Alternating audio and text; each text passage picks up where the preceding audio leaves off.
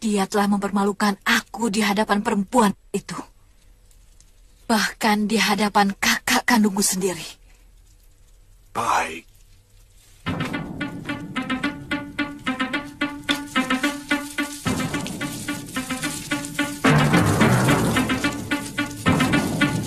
Seluruh murid Padepokan Halimun Petak dibabat habis.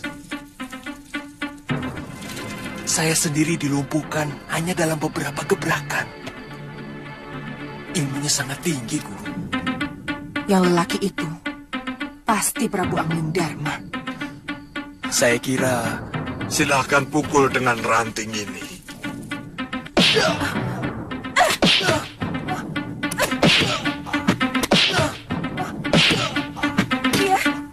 Pria, kenapa kamu? Pria, Pria, Pria.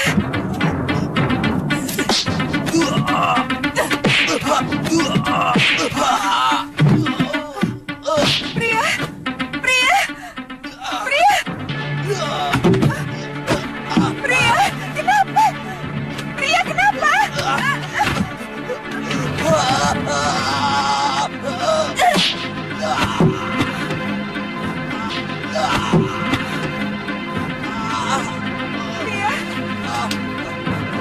kenapa kamu? Kenapa kamu? Ada yang menyerang saya, Guru. Siapa? Secara gelap.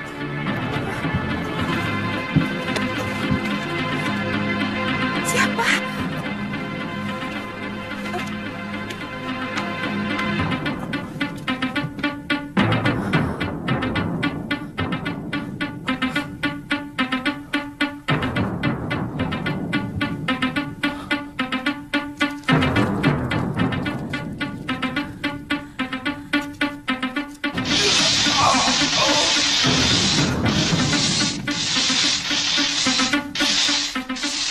Pria, Pria.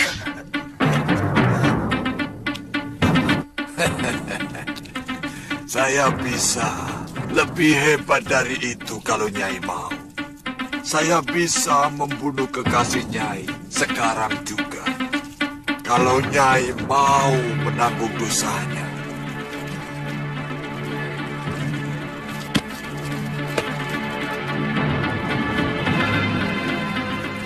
Tidak usah, Ki. Permainan tadi jauh lebih menarik. Saya akan membuat dia minta ampun dan bertekuk lutut di hadapan saya.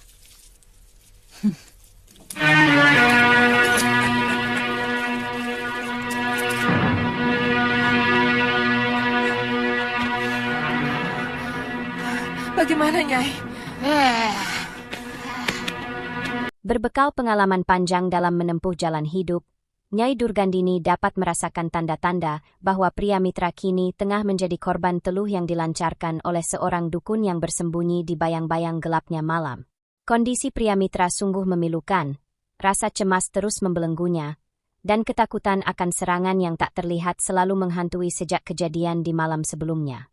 Ilmu teluh ini benar-benar mengerikan, sebab meski serangannya tak kasat mata, jejak luka masih nyata di wajah dan tubuh pria mitra. Nila Saroya tahu bahwa ia harus segera menuntaskan perkara ini sebelum segala sesuatu menjadi semakin berat, terlebih saat bayang-bayang perang sudah mulai mendekat. Tapi bagaimana caranya? Kita harus bunuh dukun teluh itu. Tapi kita kan belum tahu siapa dukun teluh itu. Kutut.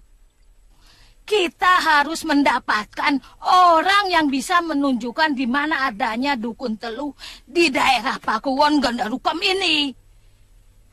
Kemudian kita siksa mereka satu persatu sampai akhirnya mereka mengaku, Nila, ya. Iya.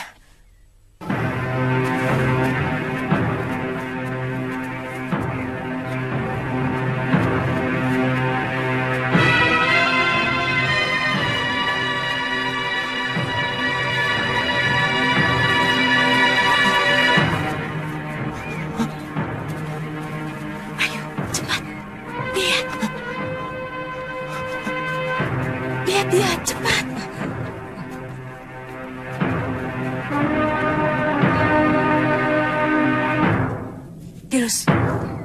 Tirus.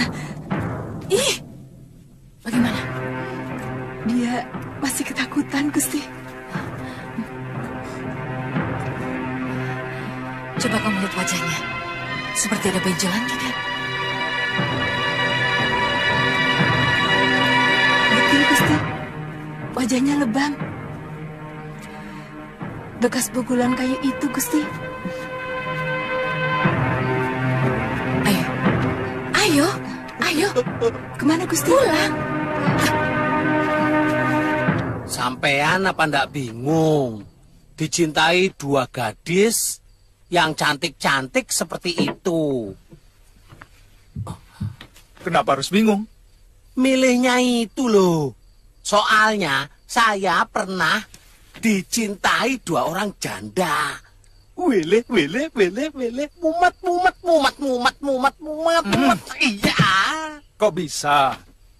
Lah yang satu anaknya 5. Sudah besar-besar. Yang satunya masih muda memang. Tapi apa? bekas suaminya itu Bromo Cora. Dia pernah mengancam, kamu boleh mengawini si Ragil, tapi tiap bulan harus setor 20 kepeng. Begitu. Buat apa? Ganti rugi katanya. Terpaksa. Dua-duanya. Itu sebabnya. Saya sampai sekarang masih nganggur. Takut mumet lagi, Tuan. Padahal hitung-hitung sudah ada 4 gadis yang naksir saya. Saya tolak. Saya tolak.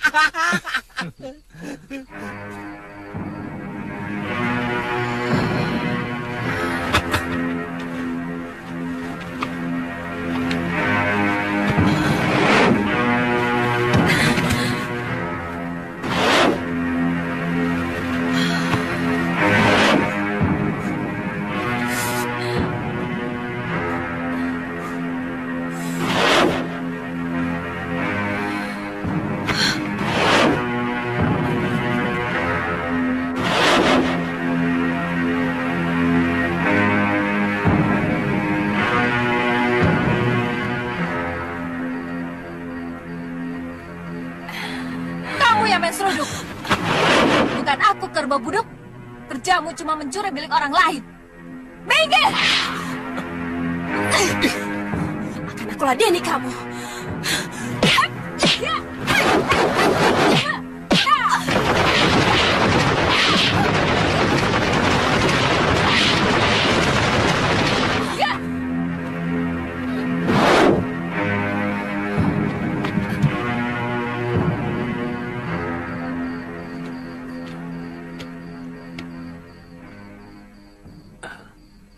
Tantri, belum tidur?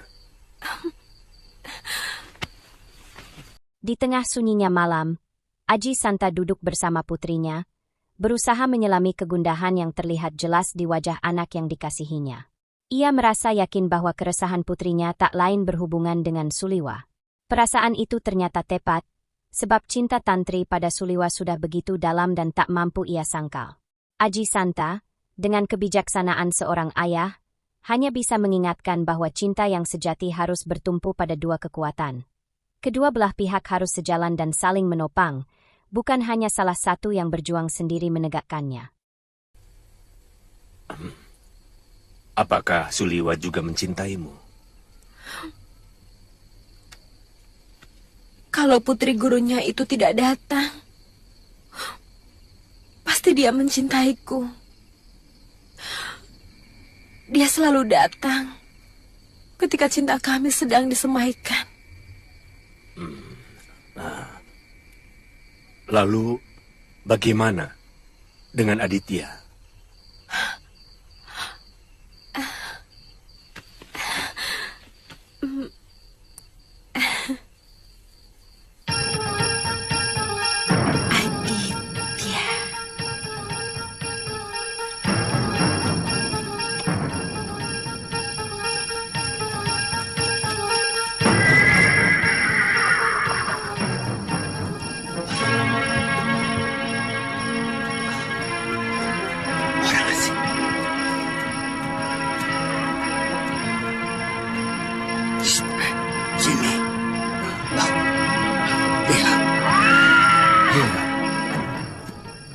Masih belum larut, tapi tidak ada seorang pun yang keluar rumah.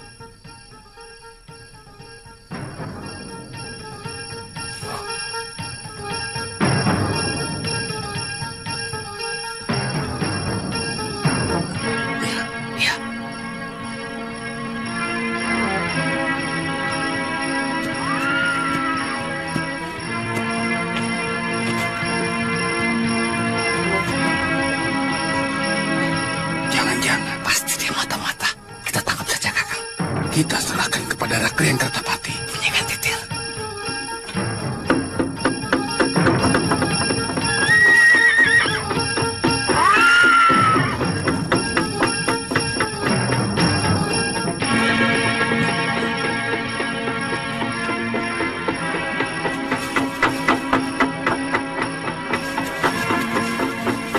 Tuan! Tuan! Tuan! Aduh! Ada apa?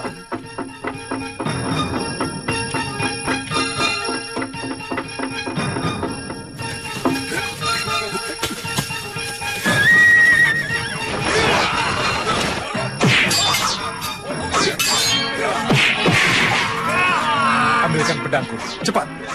Baik, Tuan. Kita berjuang mati-matian.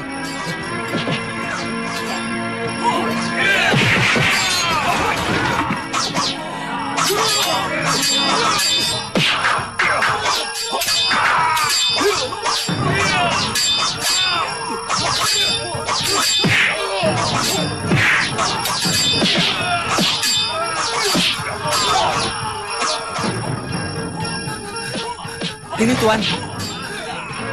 Bukan ini. Hah? Oh, maaf.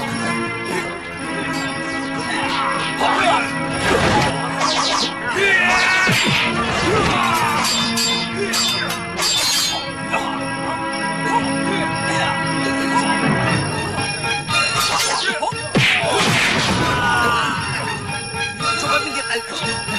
Kurang ajar. Apa kamu tidak tahu ini jagoan sakti? Mau menangkap dia? Ayo minggir.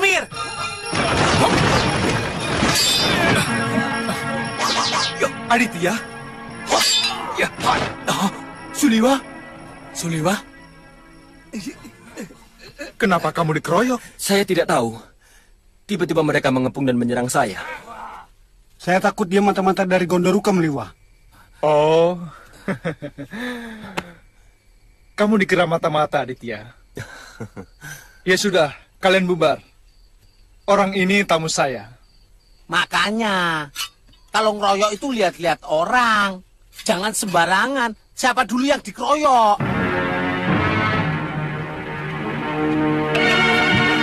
Saya dengar dari Tantri, katanya kamu mengikuti Empu Gangadara ke Pulau Kura-Kura. Tantri ada di sini. Silakan minum, Tuan. Saya sendiri kaget. Ternyata Paman Aji Santa diangkat menjadi perwira di negeri ini. Mari, silakan minum. Kelihatannya kamu juga menjadi orang penting, Liwa. Tamu Tuan kelihatannya lapar. Apa perlu saya liwetkan nasi dan bikinin botok, Tuan? Jangan ganggu kalau orang sedang bicara, Bongo. Maaf, Tuan. Tapi... Jangan ganggu, ngerti? Sudah, sana. Ayo, sana. Ayo. Permisi, Tuan. Permisi. Aduh, labrak. Kenapa diusir, Liwa? Sudah, jangan dipikirkan. Oh ya, Aditya. Negeri ini sedang sangat membutuhkan para pendekar untuk mengatasi para pemberontak. Kalau kamu mau bergabung, saya bisa membawamu kepada Rakrian Kertapati. Sepertinya saya pernah mendengar mengenai pemberontakan kepada Kalinggapura. Dan saya sangat tahu betul siapa yang akan kalian hadapi. Iya. Pendekar-pendekar tua seperti Citra Genjik, Ki Berangas, dan banyak lagi yang lain. Terakhir saya bertemu semua pendekar itu berkumpul di rumah Ki Paron Wajah. Dan yang paling disayangkan, mereka adalah sahabat guruku. Empu Ganggandara juga ikut bergabung. Jadi... Ya, untunglah. Guruku sudah tidak tertarik hal-hal yang menyangkut keduniawian.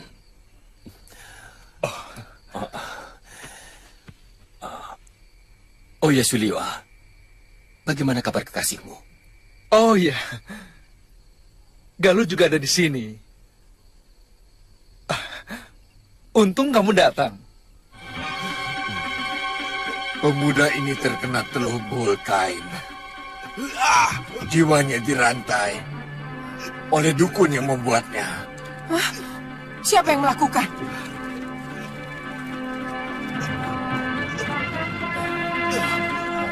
Saya tidak bisa menjawabnya, Nyai.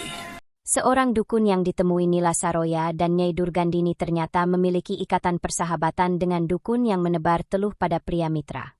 Karena itulah ia menolak mengungkapkan siapa pelaku sebenarnya dengan dalih menjaga rahasia di antara sesama dukun. Namun, Nila Saroya dan Nyai Durgandini bukan orang yang mudah dihalangi dengan alasan seperti itu. Tatapan mata Nila Saroya mengeras, membawa ancaman nyata yang tak butuh banyak kata. Sebab bila pedang yang menggantung di pinggangnya terhunus, maka pasti akan ada jiwa yang melayang tanpa ampun.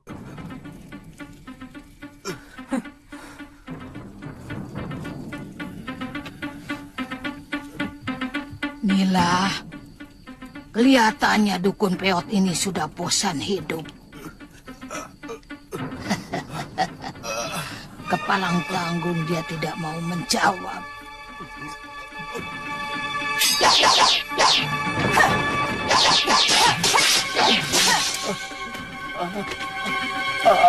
Ampun, Nyai. Ampun, jangan bunuh saya.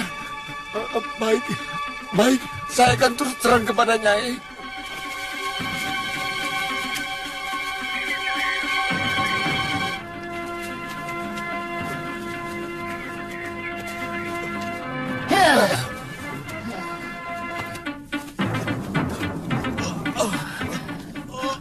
Datang, datang. Pria! Pria! Pria! Pria! Hah?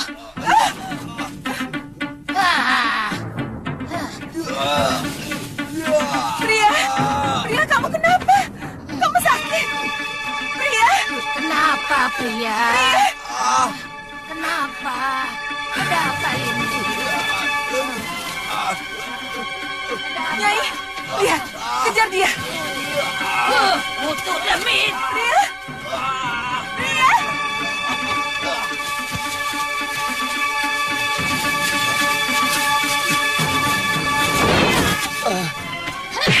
Kurang ajar. Kamu mau lari ya? Ayo, ayo. Cepat, ayo. Pria! Pria! Masuk.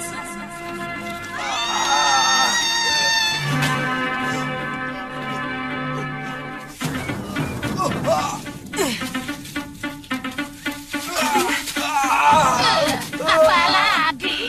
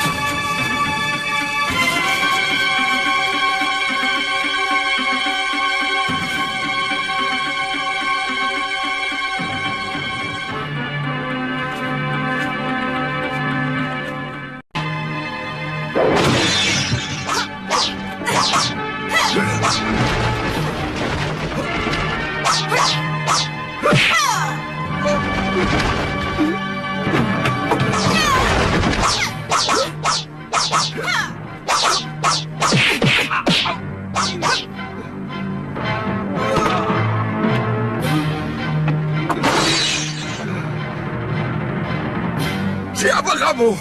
Hentikan kepada muridku Sukmagati. Aku tidak mengerti. Apa maksud Nyai? Muridku disiksa secara gaib. Dan itu pasti oleh perbuatanmu.